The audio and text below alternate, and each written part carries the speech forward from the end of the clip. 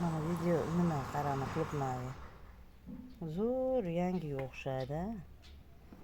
Ahvol lekin hidini ko'rsatish iloji yo'qdi.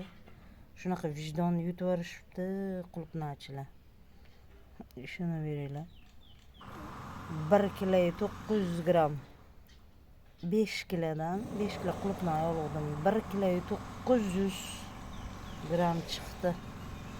Bundan juda oshiqroq. Qulupnay sasib ketgan, ichidan irib. Shuna yaqinga kelsangiz hidiga turib bo'lmaydigan darajada. Ustidan zo'rga o'xshaydi, qarang shuni sotyapti. Faqat farqi ushlasangizda rezinaga o'xshab qolar ekanda, mana rezinaga o'xshaydi, mana irib ketgan.